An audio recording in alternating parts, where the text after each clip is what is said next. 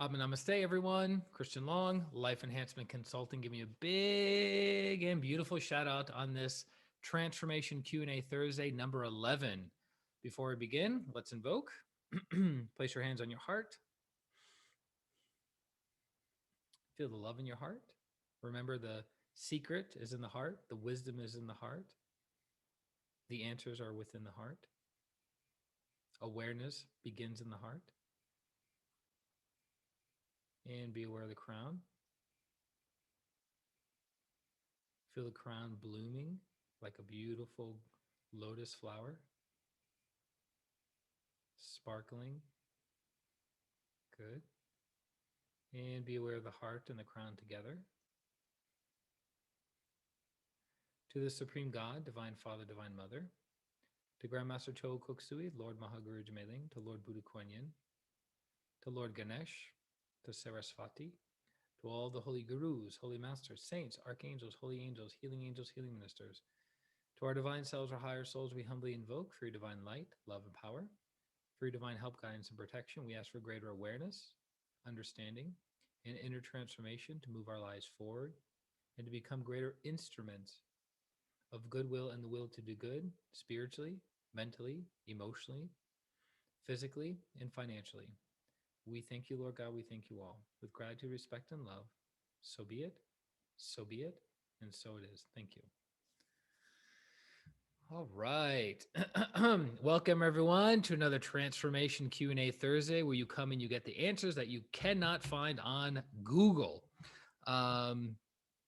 Yes, as I was mentioning earlier, this body and bodies have been very, very busy. A few days ago, I had a 13-hour coaching and healing session with my mentor. 13 hours. It was rather intense, but it was a good catch up for us. Not mustard. It was a good catch up for us. And we got to spend time looking at things, scanning things, understanding things within my life, within the life of this soul's purpose, clients, different practices. So it's very, very good. So if you, for those of you who have worked with me and you think, God, an hour, this is going to be intense. Well, try 13 hours straight. I mean, 13 hours of no break, no bathroom break, no nothing, no food break, 13 hours of straight work. So it was priceless and very, very grateful for it. So we have our questions. Again, I have the chat box open if you guys want to ask anything that's not on our top 10 list. But let's get right into it. So first question, can seasonal allergies be permanently healed? What is the energetic physiological cause of suffering through sinus and allergies? Okay. So in general, allergies affect the basic chakra at the tailbone, the solar plexus chakra at the breastbone, and the ajna chakra, which controls the sinuses.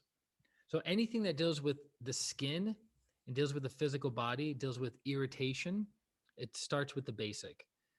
So it's the basic, solar plexus, liver as well as an organ, and then the ajna chakra. The ajna chakra deals with your sinuses. So if you're having a hard time breathing, and you got one side clogged and the other side open or both sides clogged, it's connected to the ajna chakra is congested and sometimes depleted, but most of the time it's congested. So sinuses and allergies can be permanently healed. I've seen that. In general, it requires a lot of healing in a short period of time, removing a lot of congestion in the basic chakra, a lot of congestion in the front and back solar plexus chakras, a lot of congestion in the liver, a lot of congestion in the ajna, providing those areas with the right energy, right prana, and the person will heal over time. But basically, it's inflammation. It's energetic inflammation that then affects the physical body because of the spores, right, that are in the environment, in the air. But yes, I have seen it effectively be remedied. So that's a pranic healing protocol in the advanced book. Next question.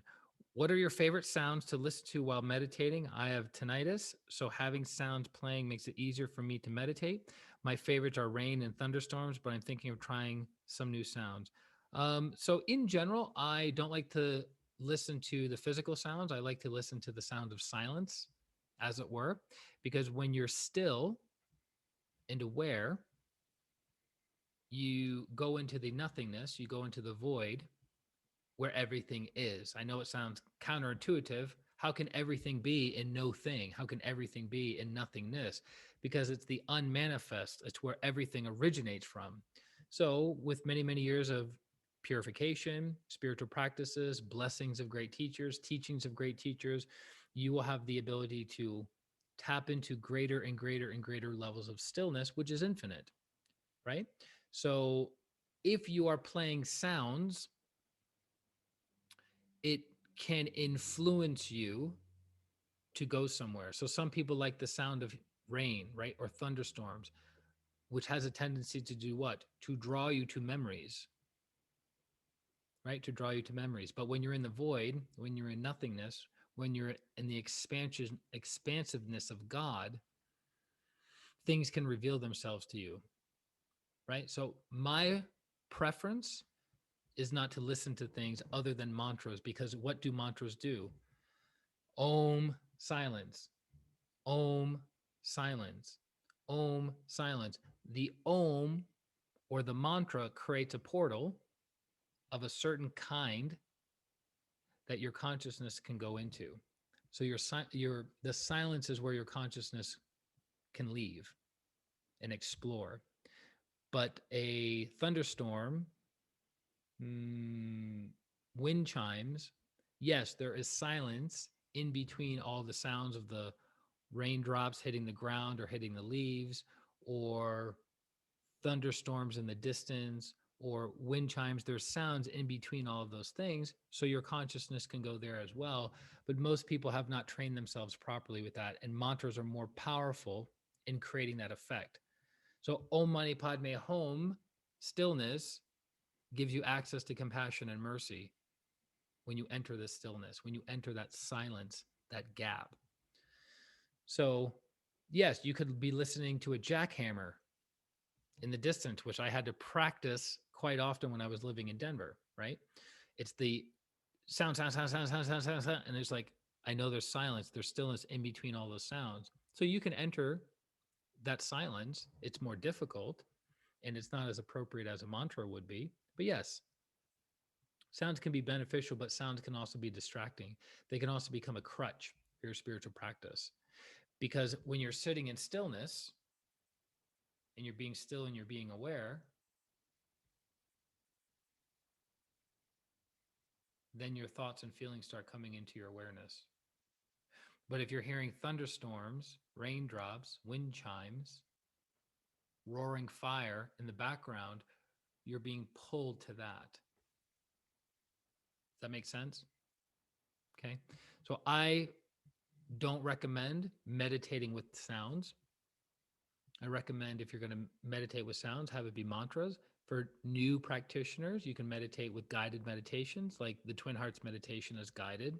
The Arhatic Yoga meditations are guided. But at some point, you need to let go of the crutch, right? At some point, you need to let go of the crutch. All the CDs that Grandmaster Choa Koksui has recorded over the years, he imprints and implants certain energies that the disciples can tap into, which is great. But what there's a tendency, if you've listened to a CD dozens of times or hundreds of times or even thousands of times, there's a tendency to go on autopilot. So you're no longer concentrating, you're no longer practicing awareness, right? So if you start practicing the meditation by yourself, or hint, hint, start leading meditations for other people, it forces you to go, what am I actually doing? I've had people in meditation groups in the past who have done Twin Hearts regularly for over a year, in some cases 2 years. And when asked to lead, they have no idea what they're doing, because they've been relying on the instructor, or they've been relying on the recording of what to do. So it's not coming from a place of awareness. It's like, okay, this is the point, I raise my hands, and then they check out, right? I'm raising my hands. Okay, now I put my hands down. now pitch or point of light. But each of those steps is being reminded by the facilitator. But when the step is reminded to them, they just check out, right? So it's like when we say, be still, be aware, think of a happy event. Yeah, okay, think of a happy event. So they're just hearing it. It's going in one ear and out the other. Think of a happy event. Yep, got it. But they're not actually connecting to the heart. They're not feeling the heart expanding. They're not going into the five senses of that happy event, right? So they're not getting the effect of what? The heart becoming activated. What's the purpose of that, right? The heart to become activated. Be aware of the crown. Think of a second happy event. What's the purpose? To activate the crown. So you are now a bigger instrument of goodwill and the will to do good for greater energies to pass through you. Versus, yeah, think of a happy event, be aware of the heart. Think of a happy event, be aware of the crown. And guess what? The heart and the crown are about the same size, right? So that's why awareness and concentration and understanding what you are doing is very, very important. So if you have outside things distracting you or outside things that you're relying on as a crutch, it prevents you from going further and deeper in your practice. And this person seems to be suffering from tinnitus. I've had success in treating tinnitus. There is a pranic healing protocol in the advanced book for tinnitus. So tinnitus is ringing in the ears. In essence, it could be damage to the chakra webbing. So the person's hearing the inner world. Their throat chakra can be overactivated and over-energized because clairaudience, right? The ability to hear angels, deities, devas, to hear the guidance in the inner world, to hear energy is connected to the throat. It's actually one of the siddhis or yogic powers of the throat chakra, clairaudience. But some of the CDs have music. Correct. So Indiana brings up a good point. She goes, well, wait a minute, Christian. You're throwing out the baby with the bathwater.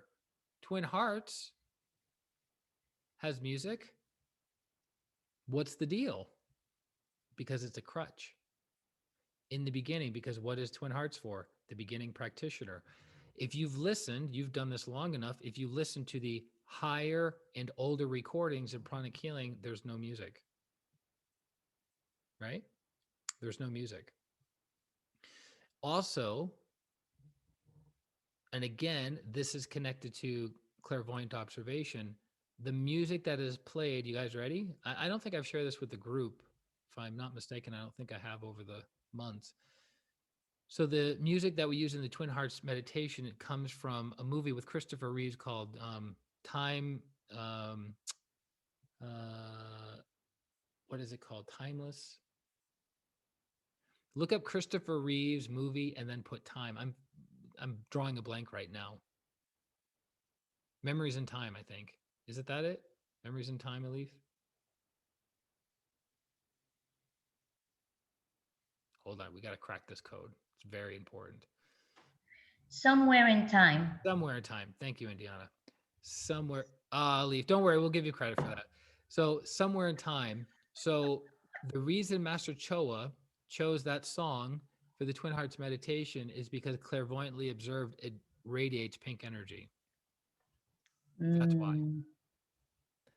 Okay. Does that make sense? So it's the energetic effect. So maybe there are certain wind chimes that radiate certain energy. You know how? Well, one, you can validate it through scanning. You can validate it through clairvoyance. So clairsentience is feeling, clairvoyance is seeing. Also, see, it's kind of opening up a wormhole here. Also, if those chimes, wind chimes, are consecrated, then they have a power. So if they are consecrated, meaning they are impregnated with divine energy, when they are ringing, they're radiating divine energy. And they can also be programmed. So there was a time that one of Master Glenn's sons, who's a classically trained violinist, he was given a relatively expensive violin, and Master Choa blessed it. So the music it produces, it radiates pink energy, which makes the audience more what? Open, receptive to his performances.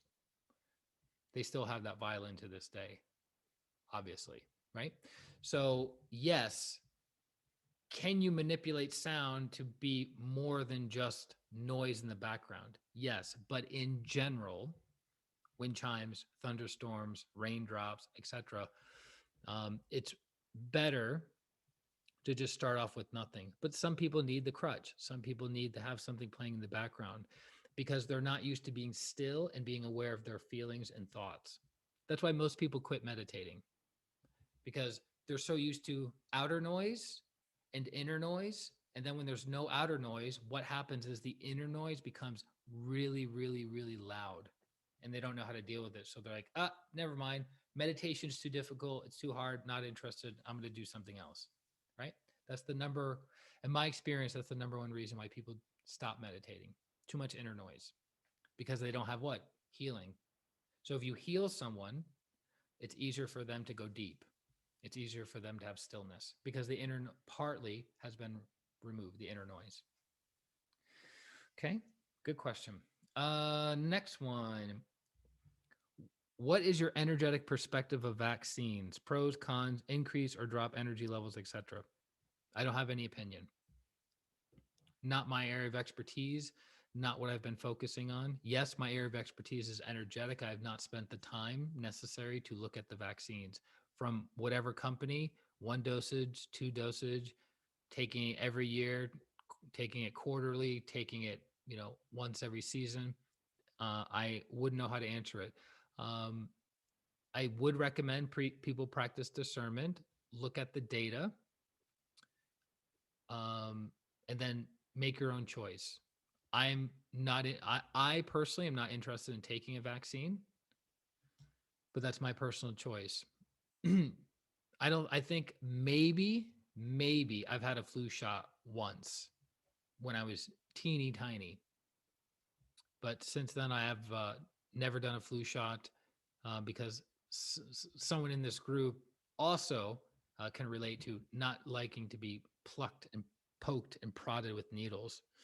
It's one of my least favorite things, literally on the planet. I can't actually think of anything that is more unfavorable than doing that. So that's primarily the reason. It's not even really the vaccine. So I don't like having energy taken from me in that capacity. Okay. Um, and I've been healthy most of my life. So flu seasons, I can't even remember last time I had the flu. Can't even remember last time I had a cold. I had um, my body was sick, what, a month and a half ago for 10 days. So that was a freak experience um, because my immune system dropped super hard because of a major stressor that I was working on healing and not getting sleep for 2 days. So it's understandable. But in general, like interacting with people that have the flu or the cold, I can't remember the last time I got a flu or cold from somebody. I recently had a client that got COVID from his wife. She had it and then she passed it on to him. But he's recovering now. Let's see here. Next question. Every time I attempt to practice mindfulness meditation, my mind always wanders so consistently. How do you keep your mind from overthinking so much? So remember the two major practices that we do in meditation. One is prolonged awareness and then prolonged concentration. They're like wings that help you fly in the inner world. If you're too focused and you have no awareness, you don't know what's going on around you. Right? You ever been focused on a project and people are yelling at you from the other room and you don't even hear them because you're focused? The Ajna chakra is super, super activated. Or times where you have a lot of awareness, where the heart is super activated, the forehead's super activated, and you're not even conscious that you have a physical body. You're just floating around in the inner world. A good way of looking at it is when you are staring out a window and daydreaming, that is a form of awareness. That's a form of being yin.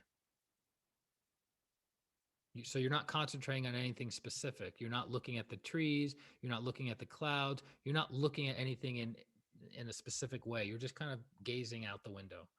So when that happens, the ajna becomes underactivated and the forehead chakra becomes overactivated, or not overactivated, but activated. Depends on what you're doing. It can be overactivated. So you need both. You need to have prolonged awareness, which is mindfulness, which is connected to the heart, because the heart gives you what? Sensitivity. So if your heart's not activated, you're not sensitive to the inner world. Then you also need to have concentration, prolonged concentration, if you're doing something. So, for instance, pranic healing is a beautiful, performing pranic healing on somebody else is a beautiful example of both energies being used simultaneously. So, for instance, concentration is you have the protocol, step one, step two, step three. Where am I in the protocol? Okay, I'm on the person's crown chakra. I'm concentrating there. I'm not aware of everything. I'm concentrating there. Now I'm there, and I want to see if the chakra has lots of energy, if it has, if it's depleted of energy, if it has congestion, if it's overactivated, underactivated, and all that deals with awareness. So on one level, you're concentrating crown chakra, right? You're tuning into that specific part of the person's energy body. And then you also have to go, okay, what does it feel like? Be still, be aware.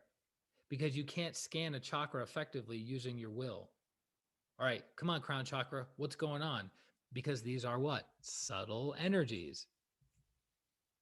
But you also have to be focused because you're scanning the what? Crown chakra, you're not scanning the person's throat chakra. But if you have too much awareness and not enough concentration, you're just like this, which I've seen practitioners do. They're not paying attention to what they're doing. They're just like, okay, okay. So they're concentrating on the protocol, on the book, and they're not really aware of what they're doing because you can see it in their energy. So mindfulness is connected to the heart, which also connected to prolonged awareness, and then concentration's typically connected to the ajna, your ability to penetrate. Explain the difference between Reiki and pranic healing, especially the invocation part. Ooh, great question. Okay, we can cover that. I wrote an article about this many, many years ago. So Reiki basically means soul energy, and it was created almost 100 years ago by a doctor in Japan. Interestingly enough, the founder of traditional Reiki, because there are over 25 versions of Reiki, traditional Reiki, the founder, same birthday as Master Choa and same lineage. Interesting. Huh. Truth is universal, as it were. Okay. So Reiki laid the foundation and groundwork for pranic healing. So we are very, very grateful for the teachers and the healers of Reiki in the 80s, 70s, 60s, 40s, right? Up to the beginning of the 20th century. So we're very, very grateful for them because they laid the groundwork. Reiki is a simpler, less comprehensive system of energy medicine. Reiki can be no touch or touch. Pranic healing is always no touch. Reiki does not do energetic hygiene. Pranic healing does. Christian, what's energetic hygiene? The use of crystals. Traditional Reiki does not use crystals. Yes, you will meet a Reiki practitioner or a Reiki master who may use crystals, but it's not traditional Reiki, right? So the use of, so energetic hygiene, so use of crystals, cutting cords, salt bowls, alcohol water solution of spraying of the hands, those are all pranic healing related. So any Reiki practitioner who does those practices is not practicing traditional Reiki, they're practicing pranic healing. They're pulling from pranic healing because that's specific to our school. So you got to give credit where credit's due, right? What else? Reiki does not use colored prana. Reiki uses brilliant white light from the crown or brilliant electric violet light from the crown, depending upon the level of the practitioner. If the practitioner has a huge crown and is very developed, they will most likely be pulling down brilliant electric violet light, which is used in 100% of psychotherapy cases. Okay. What else? Um, Reiki does not have specific protocols, meaning you go to the Reiki practitioner, my head hurts. Okay. They put the hands on the head. Why? Because they're running energy from their crown through their hands into the person's head with the purpose of doing what? Flushing out congestion. So it would be similar to you have a dirty cup and you just turn the faucet on and then you let the clean water fill up the dirty cup and eventually it will do what? Displace all the dirt, the old coffee grounds, whatever. Pranic healing simply does this, empties the cup and then cleans it out. So it's a more effective way of doing it. So there's not a specific protocol for specific things. They go right to the pain area. Pranic healing goes to the pain area and then also cleans chakras that are connected to that. That's why we have protocols or recipes in pranic healing. Reiki does not have specific protocols. It simply starts at the top of the head and the session ends at the feet. What else? Reiki is 100% energizing. Pranic healing is about 70 to 80% cleansing and 30 to 20% energizing. I had a client, I think I shared this with a couple of you. I had a client many years ago say, well, what would happen if you don't clean enough and you just energize this chakra too much? I said, okay, are you receptive? She goes, yeah. I said, just be still, be aware. And so I didn't clean her navel. I just energized her navel for about 10 seconds. And I said, and without even saying anything, she was just like being receptive, had her eyes closed. And then all of a sudden her eyes opened up, like bugging out of her head. And she goes, I think I'm going to be sick. I go, exactly. Because I didn't clean the congestion around her navel. And what did I do? I just energized her navel with fresh energy passing through me, going into a dirty what? Chakra. And so called a radical reaction, right? So she was nauseous. It's a great way to give somebody diarrhea or, to give somebody diarrhea. So again, pranic healing is one of the few energy systems on the planet that deals with cleansing, cleansing, cleansing. Most every other form of energy healing on the planet is energizing, energizing, energizing. Okay. As for the invocation, so pranic healing, we are conscious of our lineage. Reiki practitioners, when they practice Reiki, they are connecting to their lineage, whether they know it or not. But we are the reason Master Choa, being a chemical engineer, was so focused on giving people understanding is because when you give people understanding, you give them certainty. When you have understanding of this is what's happening from point A to point B to point C to point Z, people go, that makes sense. But when you say to somebody, trust me because I said so, they're like, yeah, but what about this and this gap and that doesn't explain that? Like, I don't understand. Right. So pranic healing is meant for people who are of average intelligence, who can follow simple instructions, which is an indicator of humility. Anyone can practice pranic healing if they're of average intelligence and they can follow simple instructions. You would be surprised how many people can't do that. So that's why humility is extremely, extremely important.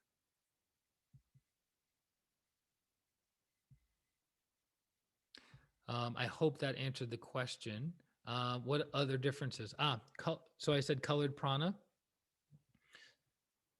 Pranic healing uses colored prana. Reiki does not. The reason it's electric violet light for an advanced Reiki practitioner is because that's what they're channeling. They have a very, very big crown. So what comes out of their hands when they're healing someone is brilliant electric violet light. What is brilliant electric violet light? It is soul energy that has what? Consciousness. So the practitioner is kind of using, not using, but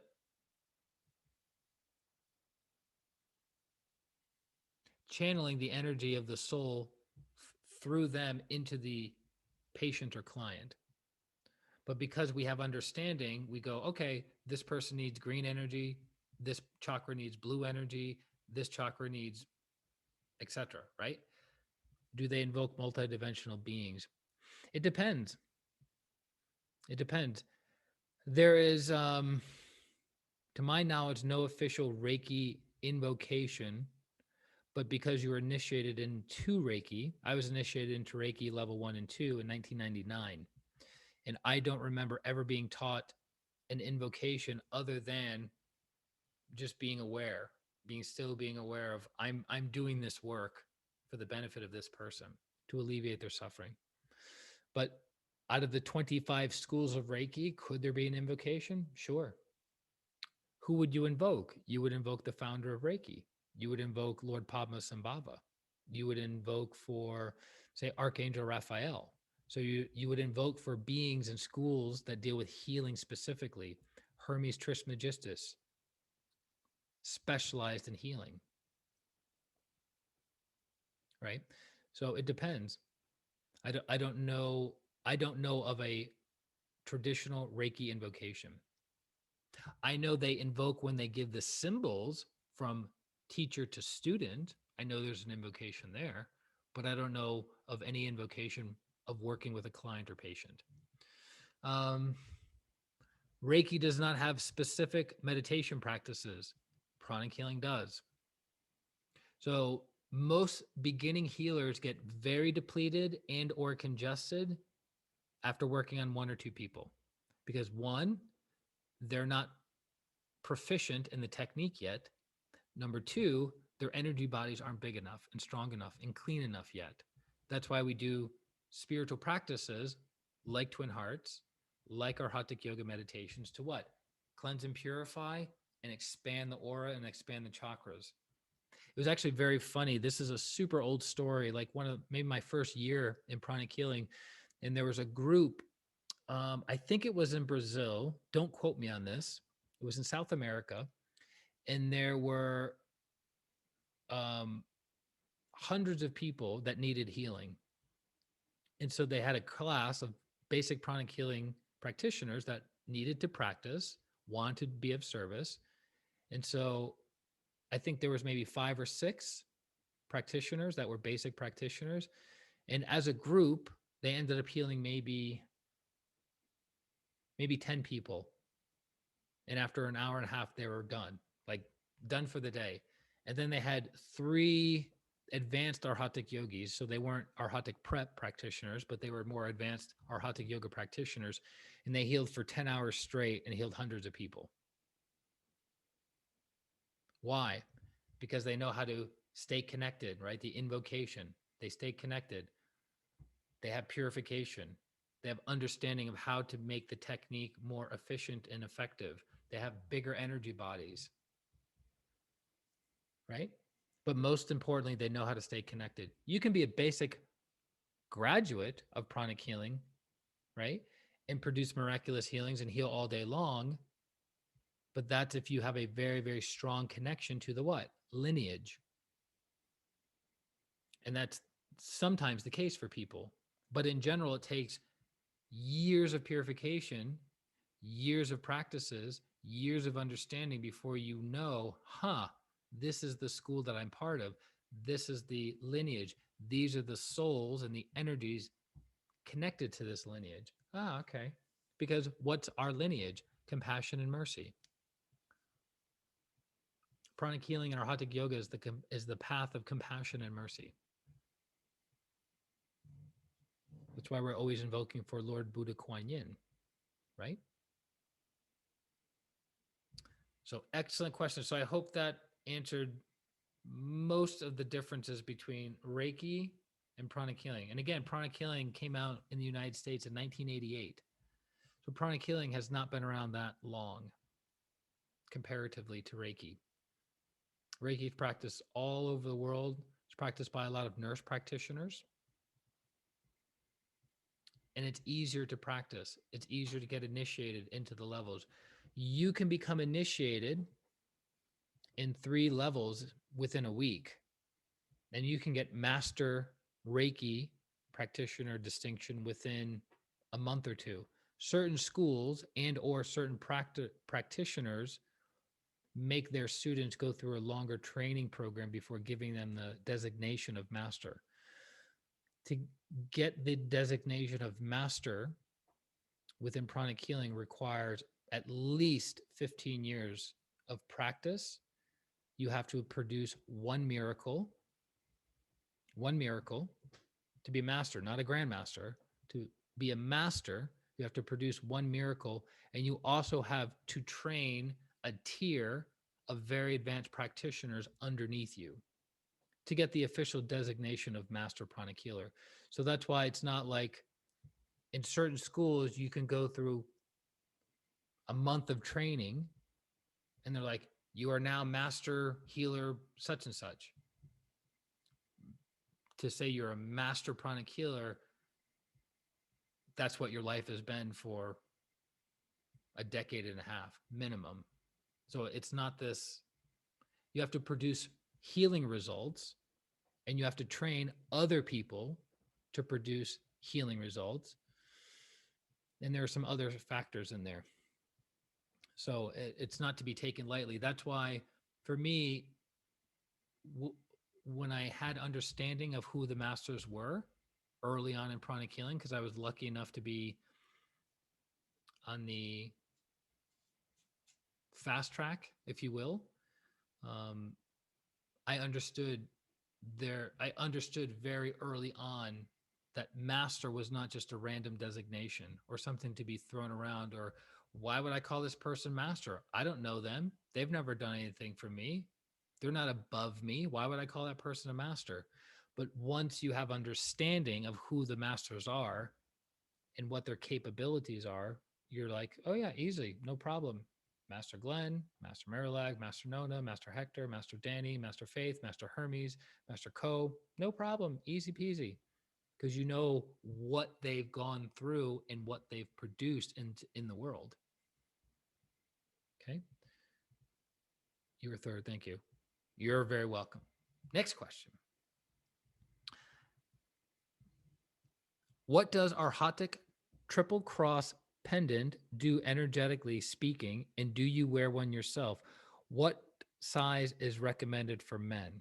Okay, so within pranic healing, many years ago, on the different pranic healing websites, there was something known as the Arhatic Cross, which is very similar to the Papal Cross. So when you see the Pope, the head of the Catholic Church, doing specific ceremonies, you'll see a triple cross on a staff. That triple cross is connected to the 11 major chakras and connected to the tree of life.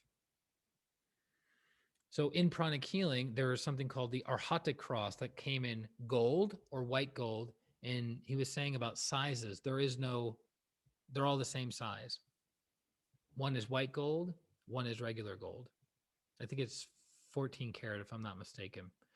I was gifted the 14 karat gold one many years ago, and I wore it for many years. What is its purpose? To balance your upper, middle, and lower aura.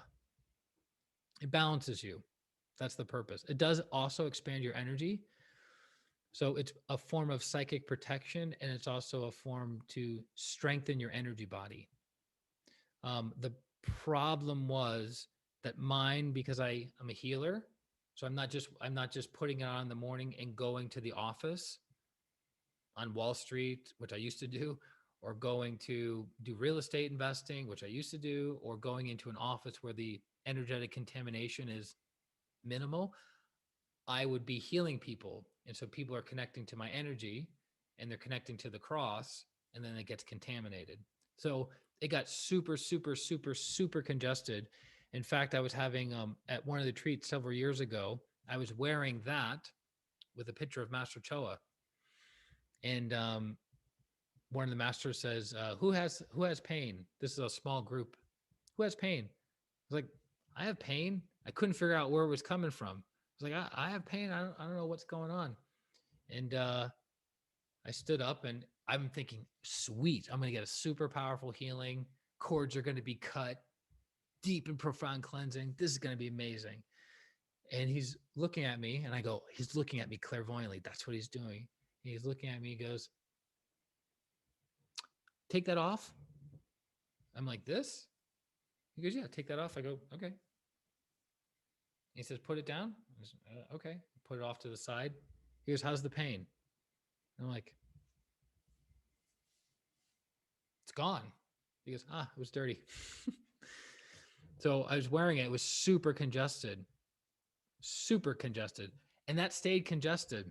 It's so funny because I had I have several things in my desk when I was living in Denver, and I had one of my mentors come to my house, and she was looking around my place energetically. And so in my desk, I had certain items that were clean energetically and certain items that were very dirty energetically because I just was out of laziness, out of forgetfulness, whatever it was. So so I was going, look at this. And I opened up my drawer. And the first thing she went to is she goes, still super dirty, huh? She knew nothing about the story, nothing about the background. She goes, still super dirty, huh? I was like, yeah, I just been lazy, I haven't cleaned it. So what's my point? Get the Arhatic Cross. It's like $180, totally worth it. And just keep it clean energetically. Put it in the sun. So when you wear a pendant, this is a pro tip. When you wear a pendant, you wear it in between your secondary throat and your heart. So if I was wearing a necklace, it would be here. My heart is lower. My secondary throat is here. So you wear it here. Okay. When you wear something as a pendant, pendants get dirty. Pendants get congested, especially if they are crystals, rose quartz, amethyst, right? Clear quartz, they get congested. So over time, if you don't clean it, what's going to happen? I thought mentally, it's the Arhatic Cross. Won't get dirty. No, it got dirty.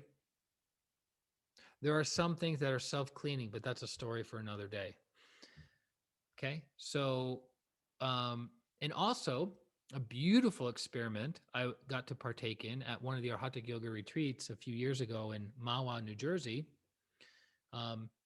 I always noticed that one of the masters always had a collection of things around her neck. And I was like, I wonder what those things are. Because some of them look familiar, some of them didn't. One of them was the Arhatic Cross, but one of them were a couple other things that had a little extra juju.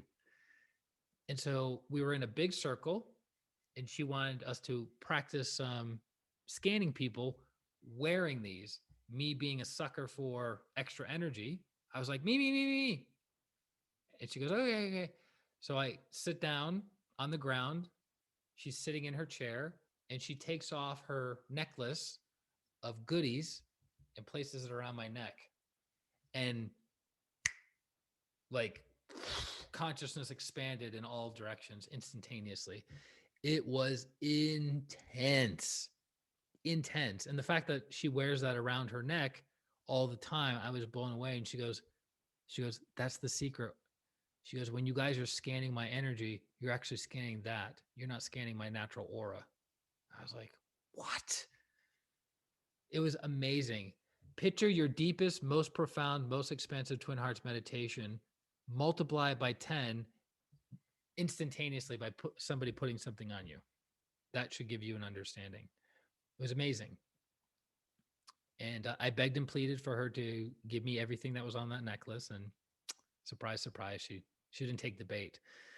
Okay. So Arhatic Cross and different medallions, right? Medallions for protection, medallions for energizing, but never, ever, ever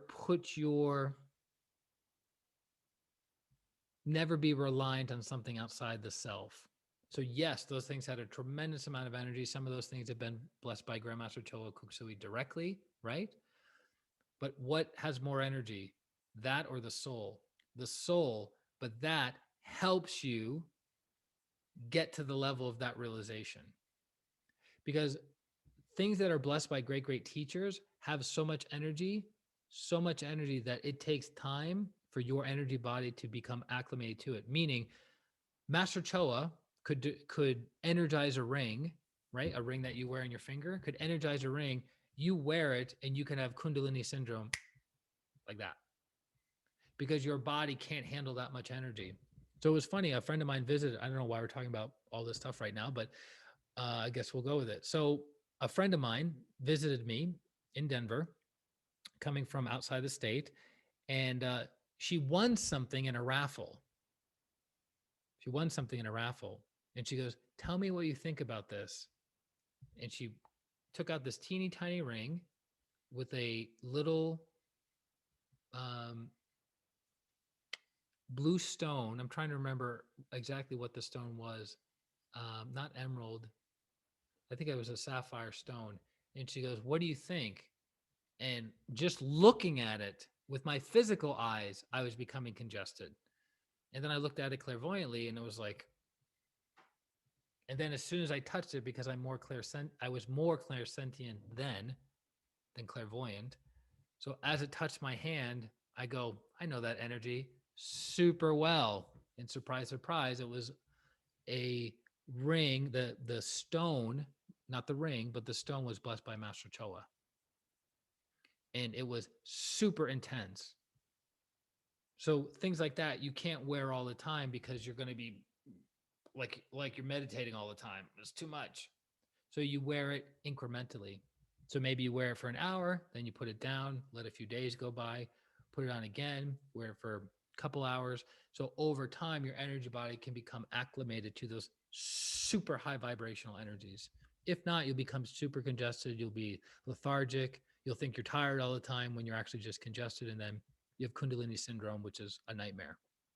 I don't recommend ever getting that, by the way. Okay, so I hope that answers the question on the Arhatic Triple Cross Pendant. Next question. How many chakras are there? Come on, guys. How many chakras? Type it in. How many chakras are there? Indiana's stretching her brain. Get it, girl. I've never seen anyone so focused on answering a question before. How many chakras are there? 12 plus. Good job, Beth. Indiana, 14 plus. Excellent. Good, good, good. Anyone else? Take a stab at it.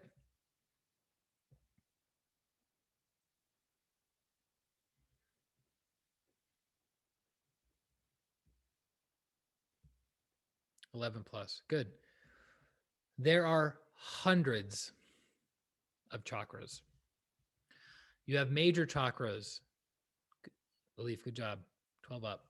You have major chakras. What are major chakras? Crown, forehead, ajna, throat, heart, solar plexus, navel, sex, basic, right? Major chakras. What's a minor chakra? Palm chakras is the most well known. So in the center of your hand, you have an energy center called the minor chakra, minor palm chakra, minor hand chakra. You have chakras on your soles of your feet are minor chakras. The chakras around your organs, depending upon the organ, are minor chakras. So the liver has 3 minor chakras. Okay. And then you have mini chakras, little baby chakras, right? So you have chakras on the tips of your fingers. Your eyes themselves are mini chakras. So there are hundreds of chakras. So wherever there is a bend, there's a chakra. So behind your kneecap, minor chakra, because you can bend your legs, right? So behind your kneecap is a minor chakra. So what is a chakra doing all day, every day, whether you're conscious of it or not? It's spinning clockwise and counterclockwise. In general, your chakras are more cleansing. So when your chakra spins counterclockwise, it is releasing congestion. When it spins clockwise, it's pulling in energy. So your chakras are pulling in energy, using energy, and releasing energy all day long, whether you're aware of it or not. As soon as you are about to incarnate, your chakras were forming. So the reason we get sick from an energetic viewpoint is because the chakras are not functioning properly. They're not absorbing enough energy correctly. They're not using the energy they've absorbed correctly. And then they're not releasing the disease congested energy correctly. So then you have sickness. You have mental sickness, you have emotional sickness, you have physical sickness, and you have financial sickness because your finances, hello, are connected to you.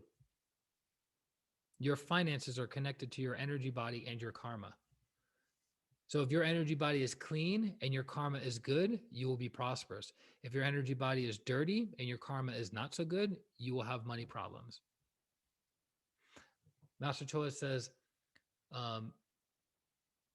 if the basic chakra is sick, the finances will be sick. So it's very important to have a clean, healthy basic because it guides you to opportunities that will preserve the entity, you, the physical body. If your basic chakra is weak and underactivated, you'll be lethargic, you'll be slow, and you will not choose activities that will make you money. Make sense? So there are hundreds of chakras.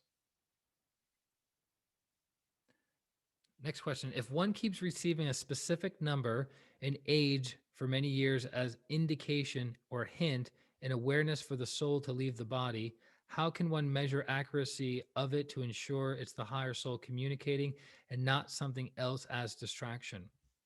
So basically, when are you going to die? That's the question the person's asking. How do you know when you're going to die? When do you know when you're going to die? Well, to my understanding, Meng Mike, who helped Grandmaster Choa Kok Sui in the Philippines develop pranic healing or Arhatic yoga over many, many years of experimentation, was one such clairvoyant who could look at the physical permanent seed atom in the heart chakra and tell you how long you had to live.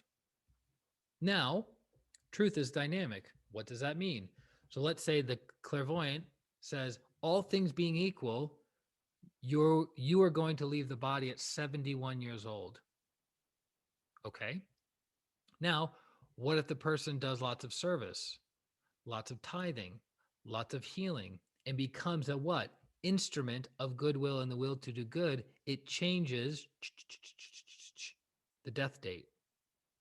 There was actually this particular clairvoyant, if I'm not mistaken, I'm pretty sure it was Meg Mike, told a specific guy to get his affairs in order with his family because he was going to leave the body. So guess what? He had a month. And in that month, he did what? Lots of tithing, lots of service. And when the death date came around of what this clairvoyant said, who had a super high accuracy rate, over 80% of the time he said X, Y, and Z, it materialized. So it's pretty high. When most clairvoyants are 15% accurate, which is as good as guessing, right? So he goes, interesting. And so he went back to the physical permanent seed atom of this particular soul. And he says, he did service, he did tithing, he became a good person, he learned his lessons because he thought he was going to die. So he's like, I might as well just get my affairs in order, give money away, blah, blah, blah. It changed his death date. But that getting his affairs in order provided for his family, set them up appropriately, and then he ended up leaving the body a few months later.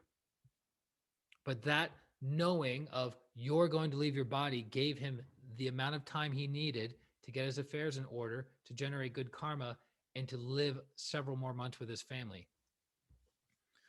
So your death date is in the physical permanent seed atom of the heart chakra.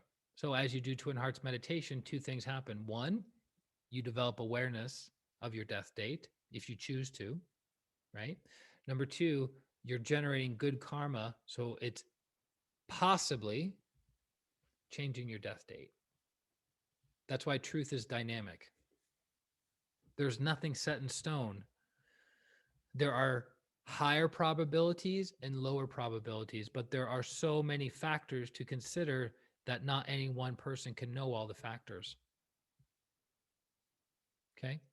So if you're an instrument of goodwill and the will to do good, the great ones, the greater the probability, the great ones will say, give this person 6 more months, give this person 5 more years, give this person 10 more years.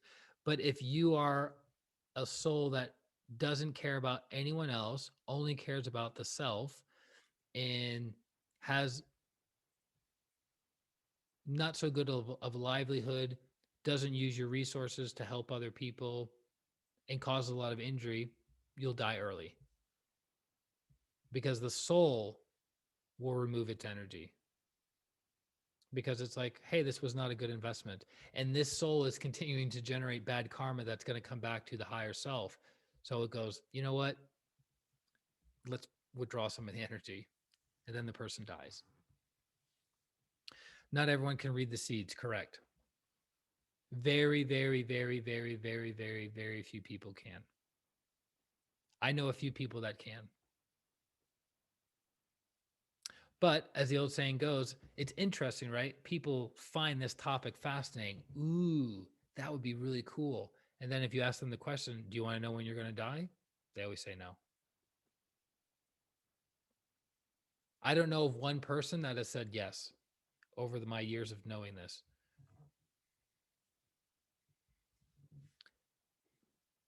Okay. So the question is, how do you know if it's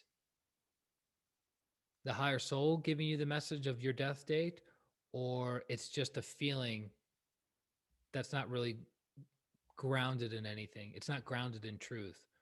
Well, that requires a very high degree of discernment. I wouldn't waste my time on it. I would spend more time living, giving, serving, healing, meditating, practicing the virtues, and what happens, happens, rather than spending your waking moments thinking, speaking, and feeling and acting as though you're going to be dying soon. Because here's the thing, that guy knew that he was going to die soon. So what did he do? Service, tithing, practicing compassion and mercy. Shouldn't we be doing that regardless? There you go. So why does somebody need to tell you you're going to die in a year?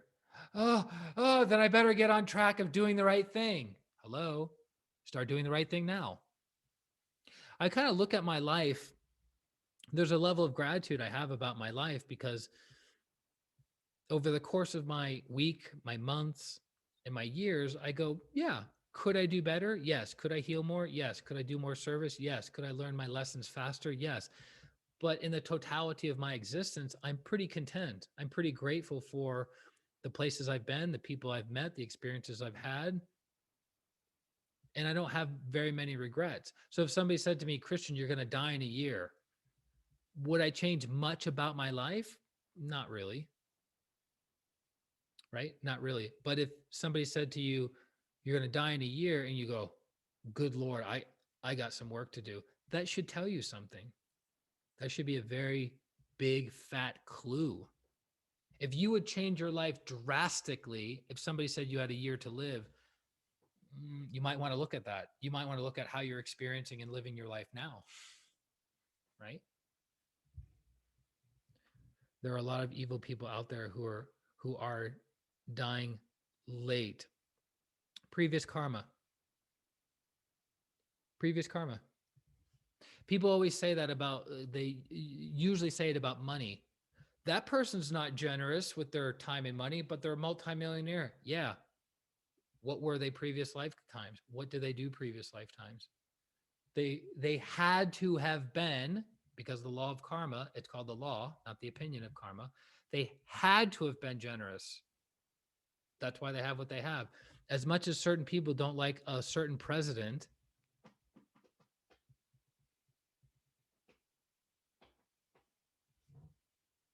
now Do we know what his future lifetimes are going to look like? Don't know. Probably not super awesome. Bernie Madoff made off with a bunch of people's money, multi-billionaire. He defrauded tens of thousands of investors. He will be in pure poverty for lifetimes. So people look and go, wait a minute, that guy was a multi-billionaire and he enjoyed a great life until he got caught at the end of his life. But you're only seeing it from one limited viewpoint of this lifetime. You don't know what previous lifetimes he did, and you don't know what his future lifetimes are going to look like. You can, again, realize the probability through karma, like, what is he currently experiencing? Those are the fruits of previous seeds. What is he currently doing? Okay, got it. So he's planting seeds for his future fruit. What is the purpose of meditation? Come on, guys. If you put the wrong answer, I swear I'm going to flip over this laptop. What is the purpose of meditation? If you can't answer this clearly, then I have done a bad job at facilitating. Soul realization, Oh, Christian. that's a good answer. That's a very, very good answer. Excellent. Another way of saying it, she's accurate. Another way of saying it is it starts with a big fat O. Come on, someone else. Don't say orgasm. The purpose of meditation is not orgasms. Beth, pull it together. The purpose of meditation is oneness. The purpose of meditation is oneness with the higher soul first. So your lifetime, whether you have another 30 years ahead of you or you have 3 years ahead of you, the purpose of this lifetime is soul realization or oneness with the higher soul. Exactly, Chrissy. Good job. That's it. That's your purpose for this lifetime. Then a few thousand more lifetimes, oneness with the divine spark. So when Lord Jesus said, I and my Father are one, he's saying, I as the higher soul am one with the divine spark. That's called God realization. So Lord Jesus was God realized. That's why he says, I and my Father are one.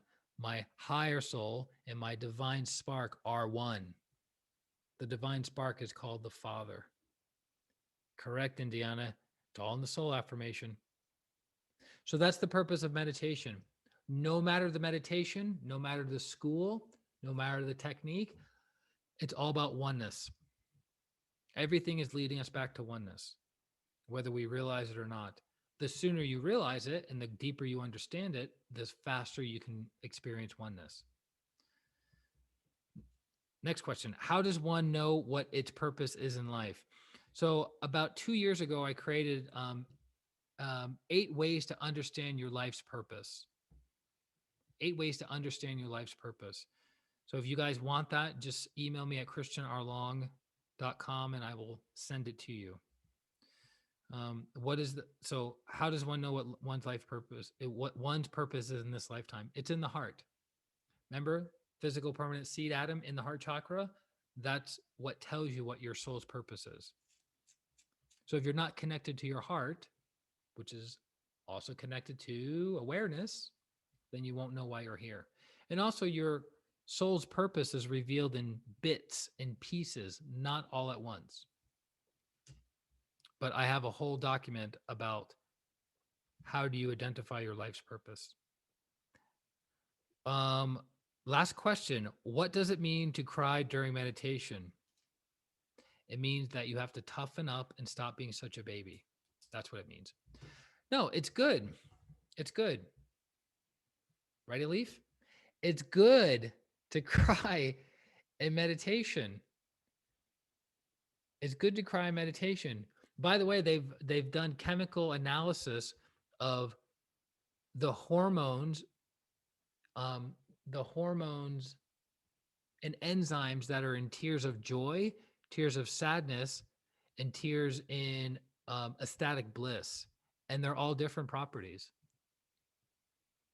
So it's okay. So if you're meditating, you're like, I'm all right. I'm going to do Twin Hearts. It's going to be an amazing, peaceful, blissful experience. And then halfway into it, why am I thinking of trauma from my childhood? It's okay. It's supposed to come out. So when you cry, you're purging. You're purging. You're purging from the ajna, the throat, the solar plexus, front and back, the front and back heart chakra, the sex, the basic. It depends on what memories are coming up as you're crying, right? If you're having financial, just basic chakras cleansing. If you're remembering trauma you had sexually, coming out of the sex chakra, right? If you're remembering about like feeling disempowered, low self-esteem, low self-worth, being no good, solar plexus. So when you're meditating and you're crying, it's okay. When you're meditating and you're horny, it's okay. When you're meditating and angry, it's okay. It's things coming out. But that being said, do we meditate on that? The emotion, the sensation, the thoughts, or do we meditate on I am that I am? The I am, right? So you're like, why am I such a loser? You drop your consciousness to vibrate in the lower emotional plane versus I am the soul.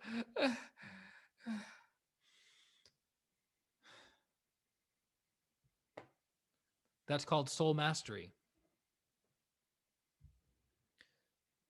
We're not correct, Beth. Exactly. We're not our emotions. We're the soul. So it's okay to cry. Yes. It's okay to be angry. Yes. It's okay to be horny. Yes.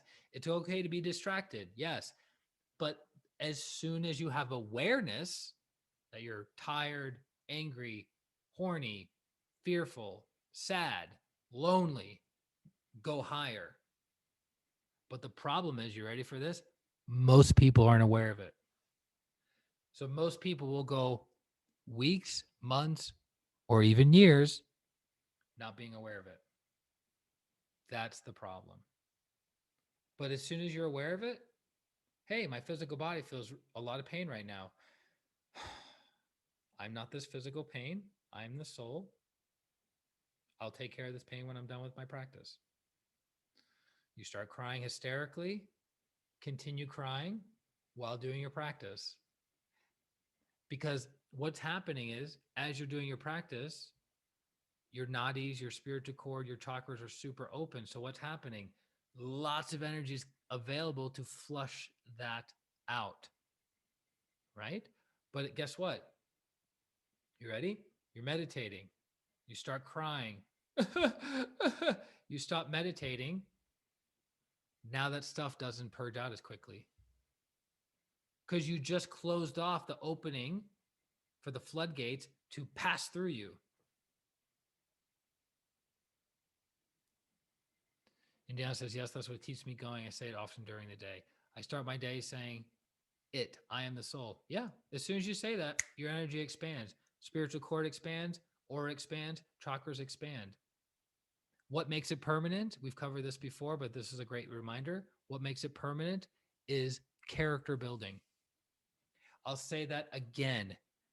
You meditate. Before you meditate, your aura is about this. Your inner aura deals with the physical body, right? The etheric body, the inner aura, the light around you is 2 to 4 inches for ordinary people, right? 2 to 4 inches. So it interpenetrates and then comes out 2 to 4 inches, goes around your whole body. Interpenetrates and goes out 2 to 4 inches. When you do Twin Hearts by yourself, 35 to 50 feet. 35 to 50 feet expansion. What makes that expansion permanent is character building. So you do a powerful meditation, your heart's super big, your crown's super big, and you have awareness of who and what you are. And then you are more loving and kind in your thoughts, your words, and your actions towards others and yourself. So guess what? The expansion lasts longer. But let's say you expand, but you're not aware of the seed of anger, bitterness, and resentment within you. And it's floating from the inside the chakra, coming out, out, out, out, out. And you do a powerful meditation and you snap at someone, you call them a bad name, you get into an argument, your spiritual energies just went. So your spiritual cord shrunk, your aura shrunk, your chakras shrunk instantaneously. Why? Because you lack purification, you had seeds of anger within you that had not been removed, and two, you lacked awareness. Because the anger was coming out and you could have caught it earlier, but you lacked awareness. You ever have those moments when you're just kind of like doing your thing and then somebody shows up in a not the nicest, kindest way? They're playing their music loud, their tone is not pleasing to you, or their volume is not pleasing to you, and you just snap. The anger was already there. You were already ready to go. They were just a teeny tiny catalyst of energy to push you over the edge. It's not their fault. It's your fault. It's your responsibility. But if you had awareness, you're like, I feel anger deep inside me that's getting stimulated. Let me practice forgiveness. Who do I have to forgive? Ah, yeah, that's right. I have to forgive that person who screwed me over at the bank. I have to forgive that person that cut me off in traffic. I have to forgive myself for having another late fee. I forgive myself and I forgive them and I let go. So then guess what happens? That person with the loud tone, wrong tone, whatever, doesn't affect you. So you keep your energy big. You keep your connection big. So that's why Master Toa says, without awareness, there is no inner transformation. The people I know in my life who spend a lot of time developing awareness, transform quickly and permanently. The people who have negative pride, low self-esteem, low self-worth, can't follow simple instructions, refuse to sit down and be still and be aware, they follow the same patterns for 10, 20 years. So I hope that was insightful for each and every one of you. I hope you got value out of today. We kind of went off the rails a little bit. Thanks a lot, Indiana, for your Reiki question. And feel free to share any testimonials from this group. I haven't been forgetting the membership site, guys. Obviously, I haven't been forgetting the membership site. I just have more pressing things to take care of right now as part of my plan. So, so hopefully we'll get back in the next couple months to promote the membership site more, get more people in, get more people adding value, increasing energy, increasing the level of teaching. But we have a beautiful archive that we've created over the past couple months that people have access to. That's NASA Leaf. So, Chris said, I will see you all next week. Have a wonderful meditation Sunday. Thank you so much. Oh, just as a quick side note, and I'm going to have another reminder as well. So I am leaving here May 1st, and I'm traveling for a month on the road. So I'm going to record at least a week of content prior to leaving. So I'll be doing like 2 sessions per week kind of thing. And then I'll be uploading them onto Facebook and Thinkific so you guys have access to it. And when I know when I'm doing it, I can send out a quick message. Hey, I'm jumping on at 5:00 on Tuesday if anyone's around. If you're not, perfectly okay. We'll have our questions, we'll have it recorded and then archived in the group. Good. Because I'm going to be traveling. It's one of those things. You're traveling, you're not familiar with the area, you're out of routine. And it's like, okay, how easy is it going to be to get internet where I'm going? How easy, right? So there's just these factors that I don't want to leave you guys out in the cold with. Okay. So I'll have a week's worth of stuff and then I'll have a routine of like, okay, I got this and we can do it at this time. Make sense? Thank you, Beth. I appreciate it. All right, let us close. Place your hands on your heart. Be aware of your heart. Big, beautiful, bright heart. Be aware of your crown. Big, bright, beautiful crown. Be aware of them together. To the Supreme God, Divine Father, Divine Mother, respected and beloved teacher, Grandmaster Choa Kuk Sui, to Lord Mahaguru Jimeling, to Lord Buddha Kuan Yin, to Lord Ganesh, to Sarasvati, to all the holy gurus, holy masters, saints, archangels, holy angels, to the angels of healing, to the angels of awareness, understanding, and inner transformation, to the angels of wisdom, knowing through direct perception. To our divine selves or higher souls, we humbly give thanks for your divine light, love, and power, for your divine help, guidance, and protection. Thank you for helping us become better people, better souls, so that we may be greater instruments of goodwill and the will to do good. And thank you for giving us the inner strength and diligence to practice these sacred teachings in our day-to-day lives. We thank you. We thank you. We thank you. With gratitude, respect, and love, so be it. Thank you. All right, beautiful souls. Lots of love to each and every one of you. Thank you for your participation. Thank you for your questions. Thank you for your re-questions. And I will see you all very, very soon. Bye-bye.